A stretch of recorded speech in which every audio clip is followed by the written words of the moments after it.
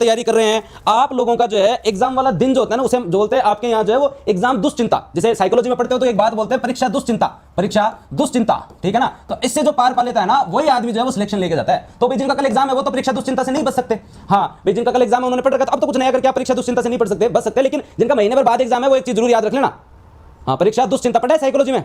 तो कल एग्जाम किन किन का पहले एक बात बताओ, कल एग्जाम है उनको तो मैं दो तीन चीज बताऊंगा जो क्या क्या क्या करनी है। देखो भाई जिन एग्जामों में माइनस मार्किंग होती है जैसे ग्रेड सेकंड का कल एग्जाम है और फाइनल सिलेक्शन होगा तो उन एग्जामों में एक दो चीज ये याद रखना। पहली चीज तो ये याद रखनी है कि अगर पेपर में ये समस्या बहुत सारे स्टूडेंट्स के साथ है, अगर पेपर में स्टार्टिंग के चाहे 5% भी नहीं आए 10% भी नहीं है तब भी कभी भी निराशा नहीं आनी चाहिए, कभी भी निराशा नहीं आनी चाहिए। 5-10 प्रश्न है अगर आपको नहीं भी आ रहे, मान लो पहले पन्ने पर 4-5% है उनमें से तुम्हें 4 नहीं आ रहे, या स्टार्टिंग के 3 पेज पे 15% है उसमें से तुम लोगों को 10 नहीं आ रहे, इसका मतलब ये नहीं है कि आप जो है वो रेस हार गए। इसका मतलब ये है कि पेपर टफ है, आपको नहीं आ रहे ना तो किसी दूसरे को भी जो 3 नहीं आ रहे, किसी को 4 नहीं आ रहे, किसी को 3 नहीं आ रहे। हम जनरली क्या कहते हैं यहां पे जो है वो टेंशन में आ जाते हैं। कई बार क्या होता है कि आपके पेपर सेट ऐसा आता है जिसके अंदर स्टार्टिंग में वो पोर्शन आ जाता है जैसे जो कोई आदमी साइंस से भाग रहा हो, कोई आदमी साइंस से भाग रहा हो बिकॉज़ पहले साइंस आ जाए। अब भाई साहब साइंस आ जाए वो भागो ही साइंस हो अभी का टफ क्वेश्चन आ जाता है वो आदमी अगर आपको खोदे वो सोचा मारो तो पेपर की कोनी में तो गलत बात। 2016 आरएस में देखना पॉलिटिकल क्वेश्चन ऐसे आए थे किसी से नहीं हुए थे, ठीक है, लेकिन जिन लोगों के पहले आ गए थे ना उनका जो है वो एक तरीके से पेपर बिगड़ गया था। तो कभी भी ये नहीं सोचना, कभी भी ये नहीं सोचना, क्योंकि ये जरूर आशा रखना कि आगे हमारे 4 पेज ऐसे आएंगे जिनमें से मेरे 20 में से 20 सही होंगे, आगे हमारे 4 पेज ऐसे आएंगे जिनमें मेरे 20 में से 20 सही होंगे, 6 पेज ऐसे आएंगे जिनमें मेरे 30 में से 30 सही होंगे।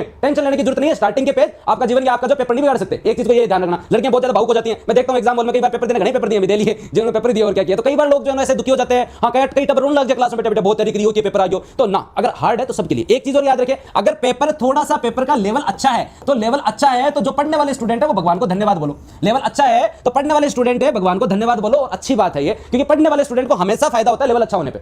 चाहे पर्सन 2-4 गलत हो जाओ लेकिन लेवल अच्छा होता है तो क्योंकि उसमें क्या होता है कि जो सरल क्वेश्चन कोई ने पूछ लिया, हल्दी घाटी के युद्ध की डेट पूछ ली, कोई युद्ध पूछ लिया या बहुत ही सरल प्रश्न पूछ लिया तो बहुत ज्यादा सरल पेपर आ जाता है तो फिर बाद में सब सेम हो जाते हैं, सब जो है वो सेम हो जाते हैं, उन्हें मजा नहीं आता। लेवल अच्छा होना चाहिए। तीसरी चीज और याद रखना हमेशा, एक बार आप पेपर अटेंड करो जो कल पेपर देने जा रहे हैं उन स्टूडेंट्स को बता रहा हूं जहां पे नेगेटिव मार्किंग होती है उन क्वेश्चन पेपर को जो है हमेशा जो है मेरा जो है वो 3 स्टेप में मैं पेपर अटेंड करता था हमेशा ही। 3 स्टेप के अंदर जो है वो अगर हम 3 लेवल में जो है हमेशा पेपर है कवर करता था। स्टेप मेरे 3 होते थे। जैसे मैं क्या करता था, पहली बार के अंदर जो क्वेश्चन आ रहे हैं उनको कर लिया और जो पर्सन नहीं आ रहे उनके डाउट लगा लिया, डी लिख दिया, और जो एकदम ही नहीं आ रहे उनके जो है वो ऐसे क्रॉस मार दो, उनके जो है वो एकदम क्रॉस मार दो। सबसे सही तरीका ये भाई जो आ रहे हैं उनको ध्यान से पढ़ा और उनको इतना सही पढ़ा कि दोबारा नहीं पढ़ना पड़े, और आपने टिक लगा दिया। जो नहीं आ रहे उसके नीचे डी लगा दिया, उनके नीचे डी लगा दिया, और जो थोड़े थोड़े आपको आ रहे हैं जो डाउट आपके और यहां आपने क्रॉस मार दिया। एक चीज याद रखना भाई, याद क्या रखना, आपने अगर किसी क्वेश्चन के क्रॉस मार दिया ना पूरा का पूरा, इसका मतलब है वो पर्सन आपके लिए बहुत ही जो है ना, ये मान लो एक तो वो आपकी नेगेटिव मार्किंग नहीं करवाएगा, हाँ एक आपका टाइम खराब नहीं करेगा, ये गारंटी है। ये दो सबसे अच्छी चीज है। देखो पेपर में हमेशा अपना 100% देना होता है, 100% प्रदर्शन करना होता है, हमेशा पेपर में 100% प्रदर्शन करना होता है, लेकिन कभी भी पेपर में जो है ना वो 100% अटेम्प्ट नहीं करना होता है। ये एक स्मार्ट अप्रोच है, 100% आपको अटेम्प्ट नहीं करना है। हाँ ये चीज जरूर याद रखें आप। ये गलत अप्रोच है कि मैं सारे पर्सन सही करूंगा। इससे अगर मान लो एग्जाम में 100 क्वेश्चन है 20% अपने को आ ही नहीं रहे, तुक्के सही नहीं होते यार। तुक्के मतलब आपका पढ़ा हुआ सही नहीं हो रहा, तुक्का कहां से सही हो जाएगा। मतलब एक बात बताओ मेरी, आपने 50% गलत हो रहे हैं ना, तुक्को सही हो जाएगा। आपने अति तगड़ी किस्मत को नहीं भाई। यूट्यूब पर बार में बता दूं कैसे लगाएं तुक्के, कैसे होगा वैज्ञानिक तुक्का, कैसे होगा सैद्धांतिक तुक्का, नहीं होगा। तो ऐसा कभी भी नहीं करना चाहिए। दूसरी बात अगर हम बात करें तो एक तो ये चीज करनी, उसके तो इससे टाइम खराब है नहीं होगा, बच गए आप, टाइम खराब नहीं होगा। दूसरी बात ये और याद रखना भाई, दूसरी बात क्या याद रखनी, जब आप सेकंड राउंड में हो ना, सेकंड राउंड में सबसे पहले क्या करना चाहिए, सेकंड राउंड में आके जो मान लो डाउट में 100 में से आपके कितने क्वेश्चन थे, 100 में से आपके मतलब आपने 60 कर लिए, 20 के क्रॉस लगा दिया, अब आपके जो है वो 20 क्वेश्चन डाउट वाले जा रहे हैं, 20% डाउट वाले जा रहे हैं। तो डाउट वाले प्रश्नों में हमेशा जो है वो 70% क्वेश्चन अटेम्प्ट करने चाहिए। डाउट वाले में भी आपको नहीं तो हमारे वहां डाउट वाले में से भी अगर हम लोग देखें तो 70% क्वेश्चन अटेम्प्ट करने चाहिए। मतलब 20 में चौक दाऊं 15% करना है। अब मैं भी 5% निशान जगह बिना मतलब डाउट मत ना को में भी अपन क्या करना है, बस केवल 14-15% कवर करना है, ठीक है। अब एक चीज और याद रखना, हमेशा जब भी आपके किसी एग्जाम में डाउट होता है किसी क्वेश्चन में, आप जिस प्रश्न को करने के लिए पहली बार सोचते हो ना, और जो आपको पहली बार में सही लगता है ना, वही सही होता है। जनरली 80% प्रोबेबिलिटी ये कहती है कि आप जिन क्वेश्चंस को देखते हो और जिनको भी आपको लगता है तो दोस्तों जो है वो उनमें पहली बार, बहुत बार धोखा में पेपर दे रहा हूं, करे यार पहली तो मैं वही करो, लास्ट में काट रहा कर दियो, हो गया क्या, बताओ,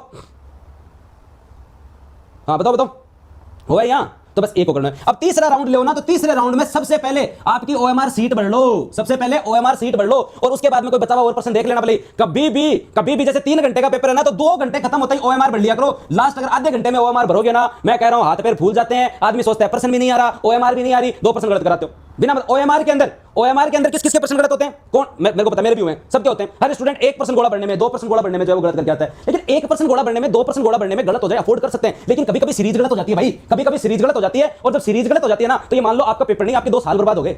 हाँ, आते हुए पर्सन गलत हो जाना कोई बात नहीं हुई, लेकिन भरते हुए ओएमआर बर्बाद हो जाना, ये सबसे बड़ा गुनाह है दुनिया का। तो इस गुनाह से बचने के लिए 10-10 के सीक्वेंस में, 5-5 के सीक्वेंस में ना ओएमआर भरे, कभी भी ऐसी गलती ना करें।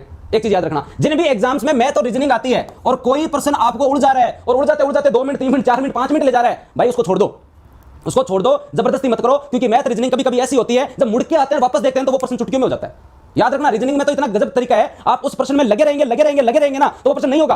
अगर किसी पर्सन ने 3 मिनट से ज्यादा टाइम ले लिया तो वो नहीं होगा, तो उसको छोड़ दो एक बार, और जब ओएमआर भर दो, लास्ट के 10 मिनट बची है ना, उस समय जो है ना जब देखोगे ना तो वो पर्सन हो जाएगा।